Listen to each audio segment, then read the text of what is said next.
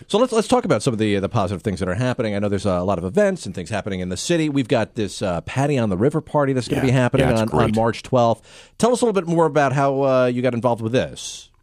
Well, we had gotten we get requests for events quite often. Mm-hmm. Now I'm seeing that, and as I have said to staff, you know, there had, and I am not talking about, I don't want to go back to what may have happened in the past on anything, but sometimes some people said, well, you know, really wasn't a welcoming of certain things based on budget constraints. And I'm like, no, we got to have events. We got to be creative. We got to figure out a way to do it. And when Paddy on the Hudson called, I had heard about it and knew that it was in Beacon.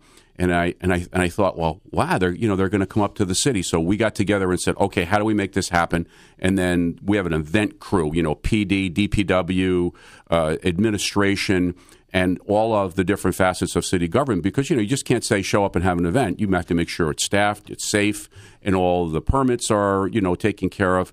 And after they had the meeting, because I couldn't make the meeting that morning, they're like, this is going to be a great event. I can't wait to be there myself. Yeah, because I think one of the things that the city of Poughkeepsie really has for it is that waterfront. I mean, it's so unique, and you're right there on the river. And now with, you know, that the walkway and that whole area by the Children's Museum and all that work that's been done there, I think it's great that people are actually using it now. Yeah, it is, which is nice. It is, and you know, we really have a lot of things, you know, already lined up and in the pipeline. But you know, like this morning, I was talking about being on College Hill. I was at College Hill last year where there was a church choir and band from Memphis, over 200 people up top performing. That was an unbelievable evening. Wow. So, you know, you've got the riverfront, you've got College Hill. Heck, we got Spratt Park. We've got all kinds of places where we can do things, and block parties.